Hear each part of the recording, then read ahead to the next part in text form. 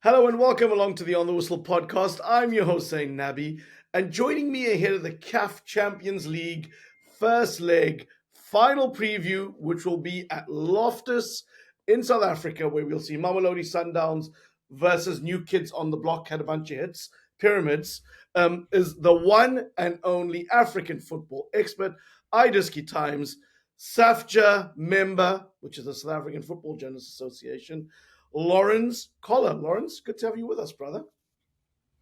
It's good to be on the pod. I don't know if I'm audible and if my video is perfect on your side, but yeah, thanks for the invite once again. It's always a pleasure to join the bride, and I've seen that the people from far and wide are recognizing the influence of the braai now these days, and long may it continue. I'm sure it will go from strength to strength from here, and with the expertise we have amongst the kebabs, the boerewors, and the sauce and the chicken. Shisanyama all the way. Lawrence, we are Africa's Yeah. biggest football bride. And like you today, we're growing this platform. We love to hear from our audience out there. So please, wherever you are listening, wherever you're consuming our content, leave a rating, leave a review. It helps people find the show. And of course, interact with us on our social media accounts, OTW_podcast on X and Instagram, or search for the On the Whistle podcast on YouTube and of course Facebook. We love to hear from you. We love your comments. We love to keep the content going. Now, Lawrence, you know we are Africa's biggest bride. I most recently was on a trip to South Africa, flew over on Air Rwanda, came back on Kenya Airways, diverted through Nairobi, and give you my opinions later on which terminal, which airport, which airline I recommend. I've done all of them in Africa now. But whenever I come back to South Africa, I've got to bring back some of my favorite items. So I'm going to roll out a few just before we begin talking, Lawrence. So we got the legendary Ghost Pops, right? One of my favorite chips. What do you rate them? Give out Yeah. of 5 stars. What do you give Ghost Pops? No, Ghost Pops, and I'm sure you took something else as well. They Nick can be a Max. hit and miss. They can either be a 10 out of 10 or they can be a 3 out of 10. It depends how it was flavored by the select packet. You know what I mean? But Sure, sometimes you can just crave it and it's just amazing. And sometimes you're eating, you're like, you can't have too much of it. But of course. it slaps. It slaps, especially for an expatriate. It's like biltong. You can't leave South Africa without some biltong either, bro. So I did leave with Bolton, but I ain't going to lie. The stocks went dry 2 hours after that. I ate some. My kids ate a lot. My friend who was visiting ate some. So the biltong's gone. Rooibos and biltong are Okay. gone. However, we've got Yeah. some Paxaroni creams. We got some choice all assorted in the kitchen. And during the pod, I'll be having some wine gums. So Yeah, yeah. properly stocked up, right? Because all the Yeah, stuff you yeah. can get in London, you can get anywhere in the world if you have a big South African population. But the problem is you pay double or triple the price. So we stock up when we can, my friend. Well, Lawrence, now that we've whetted everyone's appetite, I think it's time to actually start talking football. We've got the big game taking place between Sundowns and Pyramids this weekend in South Africa. The stage has been set for what is going to be quite an electric game. I mean, give people, the fans out there, particularly those not in South Africa, what we can expect to see this weekend in terms of the build up, the crowd, and the atmosphere that'll be at Sundowns' stronghold. Yeah, I think obviously there is a lot of positivity around South African football at the moment. To quote the legendary Donald Trump, we're just gonna get tired of Oh, winning. oh, here we go. Now, you basing this on the Amajita success of the under 20s, right? And just generally everything. I think we've just had this snowball since the Springboks started winning the World Cup of positivity, especially in our sports, because I think it is the one thing that gives our people joy at the moment. And as much as we have this club rivalry of the Sundowns, the Chiefs, the Pirates, whatever. I think there will be immense pride nationally should Sundowns go all the way and win this Champions League because it is a North versus South thing, no doubt. And we are not the same like Egypt. I know you've spoken to your Egyptian friends and your colleagues. They hate pyramids. Al Ahly fans would love it. They would love it. They would love it to see Sundowns win. And Zamalek will just be like, ah, we haven't won this thing in like 20 something years. We don't care. But Al Ahly would not want to see pyramids who were born out of spite of Al Ahly to win this title. So I think there is a lot of interest around it, but not as much as it would be have been if it was a traditional giant like Zamalek or like Al Ahly Mm, or like Wydad. It's a bit of a weird one, but it can also be a major turning point in African football, in the sense of our eyes have been on Pyramid since 2018 when mm, Turkey Al Sheikh bought this club. And now this is like, for 7 years we've been, hey, what you guys doing? What you guys doing? Here's the moment where they could win the Champions League, the Egyptian Premier League, and the Egyptian Cup in the space of 7 days. You know what I mean? This it's could really incredible. establish, yeah, this could establish a new superpower here. And on the other side of Sundowns, it's like they've waited since 2016 to be at the stage again, and should they win it, they'll have 2 stars. They'll be the most undisputed. There's no more disputing it, guys, between Pirates and Sundowns. They've got 2 stars if they win this. You know what I mean? There's always Sure. been this thing. You've got 1 star, we've got 1 star. The Sundowns fans say, "Oh, your star is rusty. It's from 1995." So yeah, it's there's going to be a lot of excitement in South African football. For the one side, the Pirates fans is going to be hoping Sundowns lose, and on the other side, Al Ahly fans are going to be hoping the Pyramids lose this. So yeah, I mean, keep it locked on my socials and stuff because you're going to see all the build up to it, the press conference, the players from Pyramids and the players from Sundowns. That will be made available by CAF to speak about this, this first league that, will be happening at Loftus Versfeld this weekend. So Ronwen Williams, Bafana star goalkeeper, Sundown star player, he has said that winning the second star would be the most important achievement in his career. He did an interview at ESPN where he was speaking about that, and he says the millions and millions and millions. I mean, sounds like The Rock. He didn't quite say it that way. Supporting Sundowns and wanting to make those fans happy. But let me take you back because I'm an old man, Lawrence. You're what, 1920, football reporter, really young, new to the game. Don't even remember Manning Rangers winning the league in 1996. And the legend that is Courtney Freeman is on this podcast. Jamie Vardy, eat your heart out, had more odds than 5,000 to 1 to win anything. But let me get serious for a moment.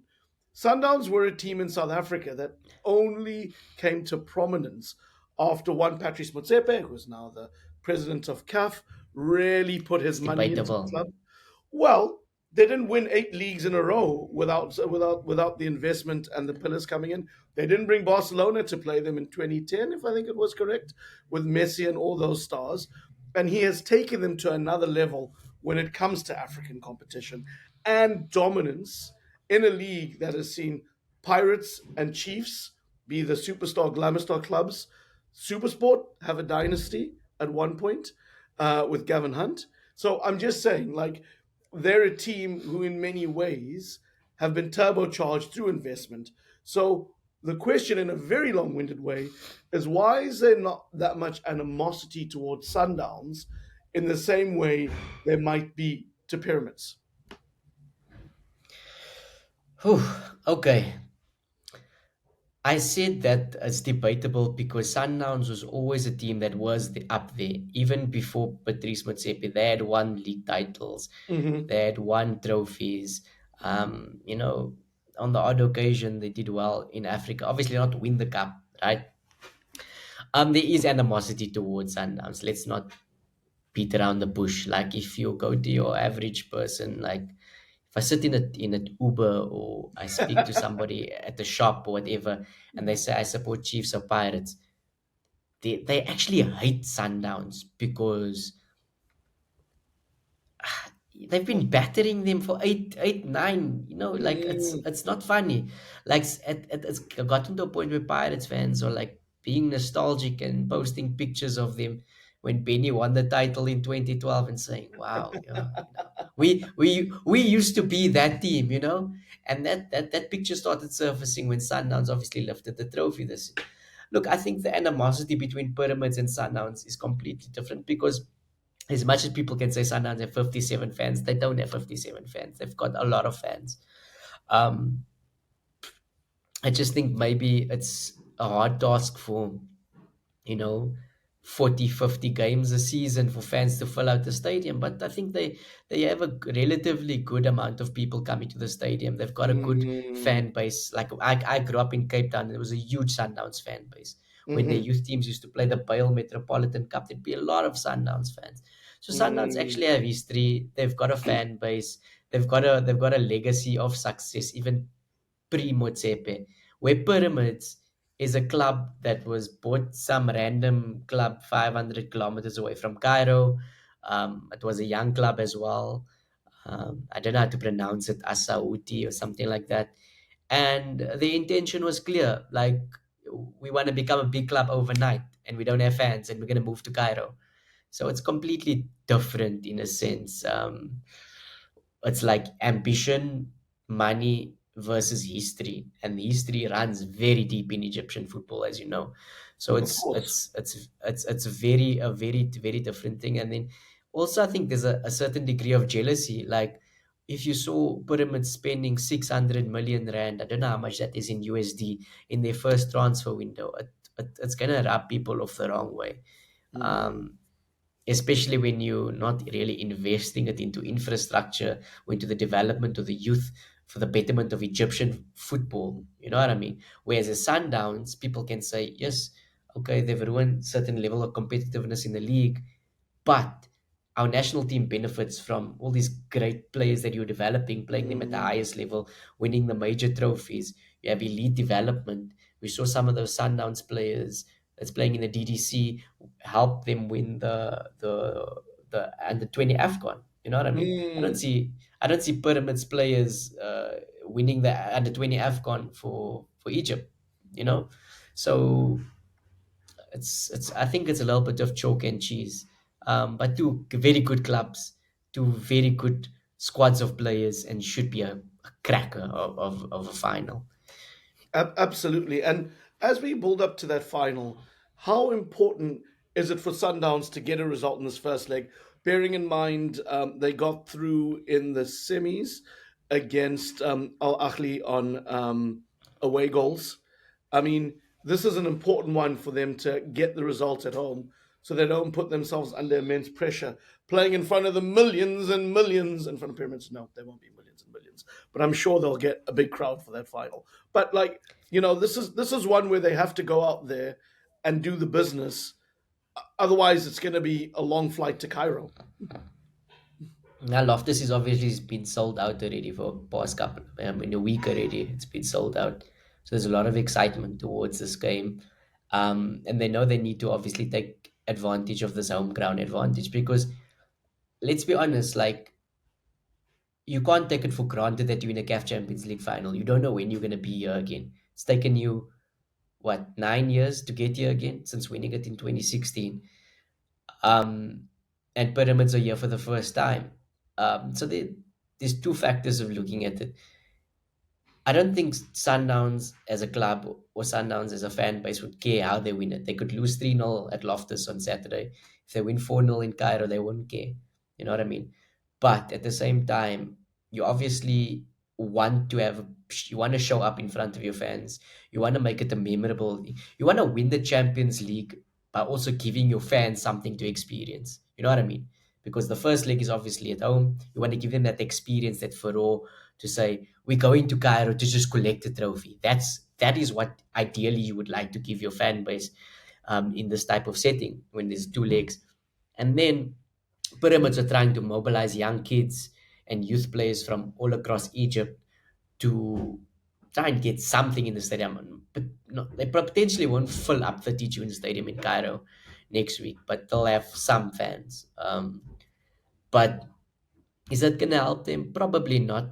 What's going to help them is the quality that they have on the field, the quality of the tactical planning of the coach. Um, because no matter what fans they bring there, it's not going to be a hostile atmosphere. It's not going to be a scary atmosphere like what Sundowns experience in Rads or in Cairo, where it was deafening.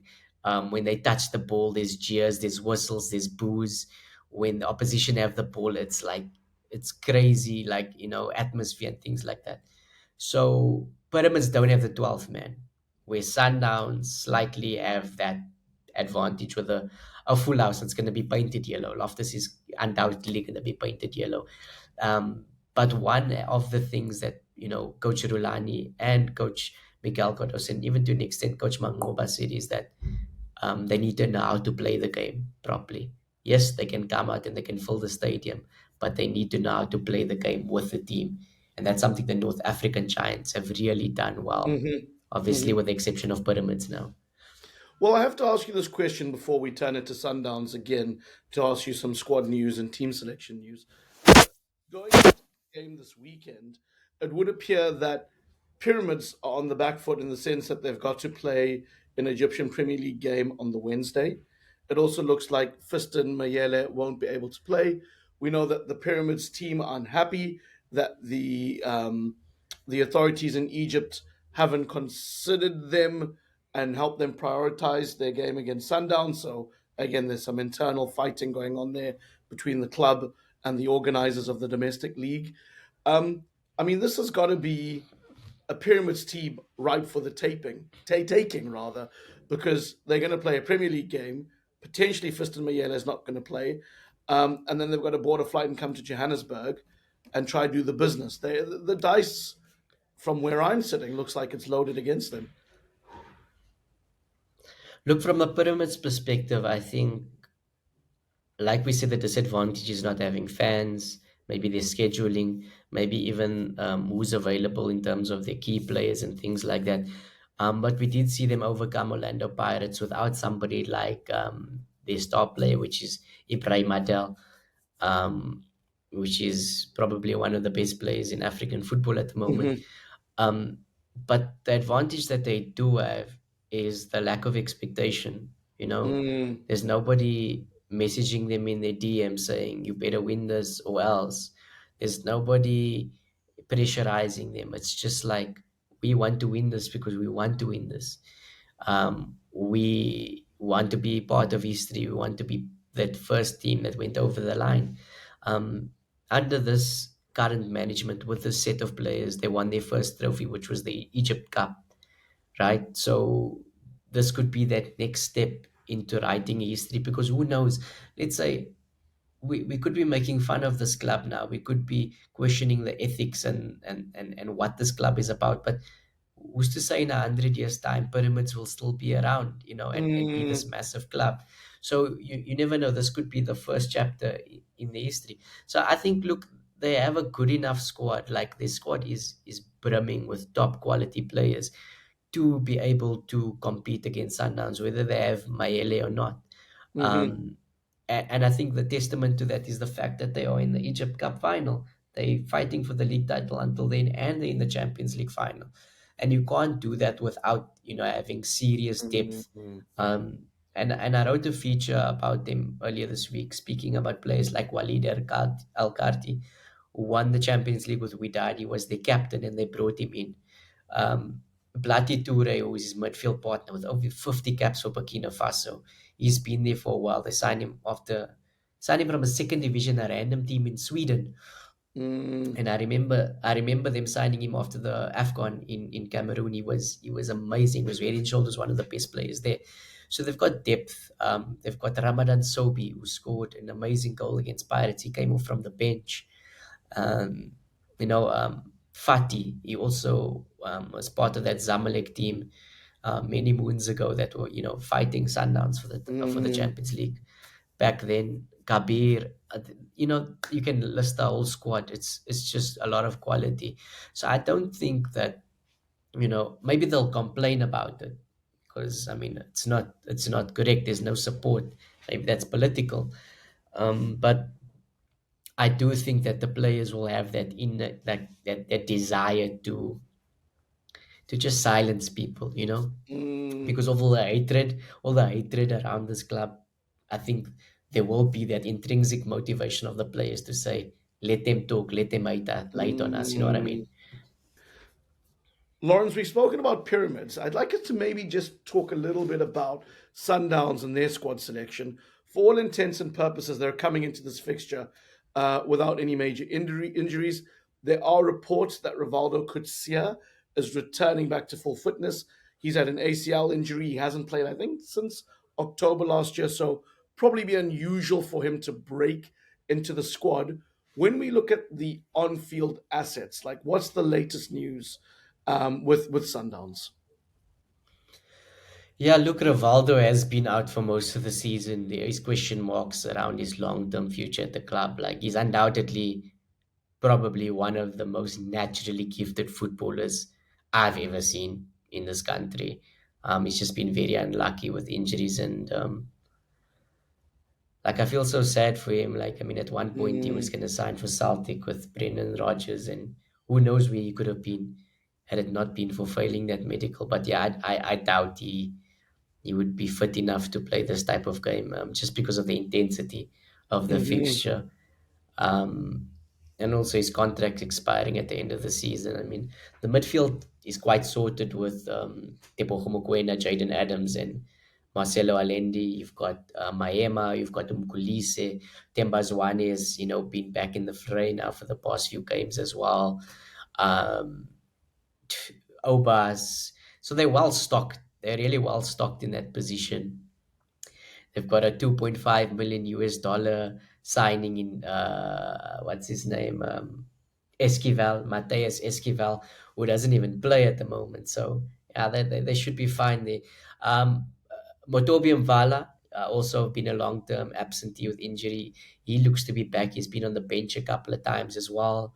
Mapena also recovered from an ACL, but he's a young player. He's 18. He's also needs minutes in the legs before he's considered. Lebo Motiba as well. mm, Um, these are the type of players that we've seen on the training pitch, but not really in full training with the rest of the team, because obviously they're not on the same level of intensity and fitness at the moment. But other than that, they should like have a full squad. Ronwin is back. mm. Mudau is back playing regularly. Mudiba is playing regularly. Um, Kekana, Malibongwe, Koza, they have so much quality to pick from. But obviously, where they really spoiled for choices up front. They scored, I think, over 65 goals in the league this season, Mm, and that's mainly due to Ikram Reyners. He was up there plus 25 goal contributions. Ribeiro Costa also plus 25 goal contributions for goals and assists. mm. Tashrik Matthews, Artur Sales, Peter Shalulile, the all-time record goal scorer. Like it's crazy what options they have at their disposal. So, look, I think from a fitness point of view, they're well stocked, and there shouldn't be any complaints of who is available and who isn't available for this game. Got you. I've got just three more questions to go, and then we'll wrap the pod up. One is Yeah. when you look at the game this weekend, I'd like you to pick a player from each of the teams that you think will have a huge influence on the game and that people should watch. I mean, I would think that this person is going to be the match winner, but it's never that simple in African football or any football. But if you were to Yeah. tell the neutral fan out there who should they watch for Sundowns, who should they watch for Pyramids, who would be those two players that you would suggest they look out for? Oof. For Sundowns, I would look at Tebogo Mokoena. He's a general of the team. Um, he's somebody that is really feared in North Africa. I remember when I went to Tunis, and the journalists, the fans, that was like the first play that they always mention. Like, and the question is like, why is this guy playing in South Africa? That is the question, and I think that's one of the biggest Mm, compliments you can ever get as a footballer. They call him a cheat code. You know what I mean? Like this guy yes, of is course. so good. He's never flustered, and Hmm. and and along they say there's two cheat codes. It's Ronwen Williams and Tebogo Mokoena. And these fans are saying that these players have no right to be playing in the CAF Champions League. They should be at a higher level, and I agree with him. because they top quality international standard Hmm. footballers. You know what I mean? Not to say that there's not many others in the Sundowns team. Alendi is top class, Ribeiro is top class as well. But I always look to somebody like Mokoena to keep that calm in these type of big games. He's just always available for the to receive the pass. He's just always calm. He keeps the game ticking. He's good defensively. He can score a cracker from range. He can score a set piece out of nowhere. So he's just always he has that X factor, and I think this is one of the games that he'll really look to step out and make a difference. For Pyramids, I said Ibrahim Adel previously. I don't know if he's going to be fit because he wasn't fit for the Pirates game, but he's definitely somebody that is has that X factor who can can change the game out of nowhere, who can create a chance out of nothing.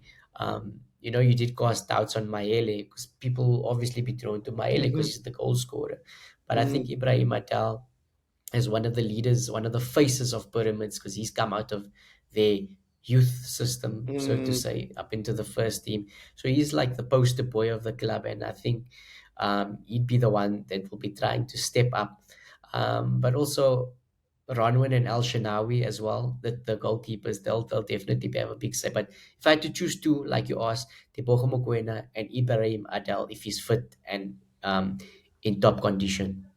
Very little for me to disagree with you. My picks were Ronwin Williams, just because I believe at the back, particularly in these types of games, you need a strong goalkeeper who not only protects the goals, but organizes that back four, communicates, leads, and Ronwin embodies that.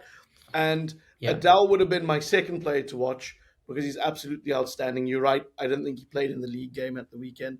But Mayele, just because I guess well, both him and Adele are the top scorers currently in Yeah. the CAF Champions League, and I know what a threat he is on attack, and I know how much fear he has because of the questions he asked defenders. So we're very close actually in who we would have picked. And now I'm going to get to the predictions, but I'm going to pause. So I'm not getting to the predictions just yet. CAF on Thursday, they're having a very big media day, media event in Johannesburg. So before we get to the predictions, Lawrence, there's a new trophy that they're launching, a new branding around the CAF Champions League final. We were on a call last week where we learned a little bit about that. But what can you tell us about these efforts by the Confederation of African Football? And do you think they're well placed, these types of things? Look, I think this is just definitely one thing that is going to hype the tournament a lot more, hype the final a lot more, give us the media a lot of content opportunities to Hmm. promote African football, the final a lot. Hmm. I think it will get a lot of coverage across the continent. Everybody will be waiting in bated breath to see this new trophy. Much also because it become like it was very random. Like, hey guys, we're having a new trophy. You know what I mean? Like it wasn't like there was no rumors like this is the year we're phasing out the old trophy. It was just like boom, hey guys, new trophy next week. See you there. Like whoa, what's happening? And everybody was shocked. Like from Hmm. Cape to Cairo, nobody knew about this, right? Um, it's gonna be an interesting one because as much as people say, we don't care about the trophy, people care about how this trophy looks, eh? And you could see in the What League of was South wrong with the Africa old this week, trophy? yeah, a lot of there is that 50-50 there is that 50-50 split between people saying, we love this trophy, it's historic, it will always have a special place in my heart, and the others saying, we're going into a new era of African football. We need to Mm, modernize it, and we need to go to the next stage of African football. You know what I mean? But with all that being said, a change. Some people just don't like change. We have a new league trophy in South Africa. I don't know if you saw the reaction. Like it was bad. It was very bad. People, I don't know. But anyway, to cut the long story short, let's not go there. Let's not go there. To cut the long story short, it will be all eyes will be on sure. Johannesburg. All eyes will be on the CAF Champions League All eyes will be tournament. on Lawrence Collar's social media accounts because you'll get it there first. Yeah, you'll get it there first. And then also, obviously, there'll be a lot of African legends there, talking their talk, sharing their Mm, experiences. And I think this is really good. Like, we felt so disconnected from African and CAF football, and I'm sure I've mentioned this in podcasts hmm. that has gone by, but now we feel like, we have become a part of African football, and that's obviously thanks to clubs like Sundowns, thanks to Orlando Pirates this season, um, and obviously the CAF president being from South Africa as well. So yeah, I think it's going to be a great a media spectacle this week in terms Mm. of the legends, the trophy, and then obviously the build up to the first leg at Loftus. There's going to be a lot to chew on for our purists. Well, that leads in beautifully to prediction time, Lawrence. And for those of you listening out there, please make it simple. Let us know your predictions in the comments below if you're watching on YouTube, if you're listening on Spotify, Apple Pods, iTunes, Acast, wherever you get your content. Give us your predictions. Who do you think will win the first leg in Sundowns? Lawrence is about to give us his prediction. So if you disagree or agree, please let us know. The floor is yours, Lawrence. Look, this is a very difficult one to predict because Al Ahly is mighty and they were in the semi-finals and they Hmm. played a brand of football I never expected them to play, which was very defensive. I don't think Pyramids are the same Mm-mm. team. I think No. they'll try to be more expansive, Well, look at so what they to did say. against Pirates, right, Lawrence? I mean, I'm expecting that. I Yeah. don't know if you are. Yeah, me as well. I'm also expecting that because that's the type of players that they have. They're not going to go there and Hmm. sit and try and get Sundowns on the count. And with that being said, I think Sundowns will be more conservative. Yes, Um, agreed. and I think they'll secure a 1-0 win at Loftus. I don't know if we're going to have a second part for following up for the second leg, We but will. uh, but maybe let's just leave it at the 1-0 for Sundowns at Loftus for now. Again, I think we're aligned in most of our thinking, but the beautiful thing about content creation, journalism, podcasters is we think slightly different. But I'm envisioning Pirates, not Pirates, sorry, Pyramids, to go for it like they did against Pirates. I think we've got 3 goals in this game. I expect those first 60 to be more open than people anticipate. But Sundowns know how to win cups. They know how to win trophies. They know how to keep things tight. And I'm seeing 2-1. I'm seeing 2-1 to Sundowns. And then I don't want to get into my second leg prediction just yet, but I can see Sundowns going to Cairo just to play boring, locked up. Think Atletico Yeah, it's what Madrid they did. football. Yeah, it's what they did in 2016. Basically, they did the job in the home league, and they went to go grind it out, and Yes, nobody remembers that. yes, Nobody yes. remembers that. All they remember was Sundowns lifting the title in Cairo, and that's all everybody remembers. Nobody remembers how bad they and how boring that game and, was. But and yeah, and you're happier, that's the nature of the beast. the beast. And are you happier now that we're back to a two-legged final versus the experiment when they went to one? I mean, do you have big thoughts on that? Yeah, I'm happier about it. Like I mean, fans can always complain because they watch the UEFA Champions League, but until you get onto a flight from our Tambo to Cairo, Mm, then you can have an opinion. It's not easy. It's not easy. Like, and then also like having seen Orlando Pirates lose to RS Berkane in an empty stadium in Accra, Nigeria, was just like it, mm, it's not it. That's not it, yes, and it can never be like that. You know what no. I mean?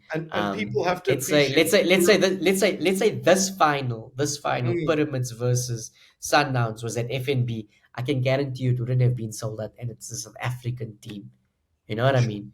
sure. So it's yeah, it's a difficult one, like as a No, once-off no. spectacle. And my final parting shot as someone who lives in the diaspora is Europe's tiny. So and they've got really I mean this in a positive way, not that I'm throwing shade at anyone. There are various Yeah, modes of travel for teams, fans to get across. road, rail, Yeah. airplanes that are more developed. Cross-border travel And is much cheap. easier. Yeah, and cheap. Exactly. So Mm. two legs allows both sets of fans to be involved, allows media hype in both countries, and I think it's something to be celebrated. It's beautiful. I mean, they, if Mm. I'm correct, they still do it in South America, right? I think their big Yeah. cups are also on the Yeah. two legs, and in Asia. So Yeah. let's lean into that. Lawrence, always a pleasure talking to you. This braai could go longer, but we'll do the second leg next week or maybe sooner. We will look out for all your content on Thursday. And we know that the summer continues for you and on the whistle. We know there's a FIFA Club World Cup. We know you're going to be there. We know we're going to be there. And for those of you listening out there, I'm getting goose flesh thinking about it right now. We will be collaborating with the youngest looking man in African sports media. But we're going to unveil those plans after we get through the CAF Champions League. Lawrence, so good to see you again, my friend, and can't wait to chop it up again soon. Yeah, thanks, chat. Thanks for tuning into my Twitch stream. It was great, guys. In the super chat, please donate some dollars to On the Whistle for this banger of an episode, and we'll be back soon on the braai to enjoy a choppy oppie vier. Oh, he's even speaking Afrikaans, chops on the fire.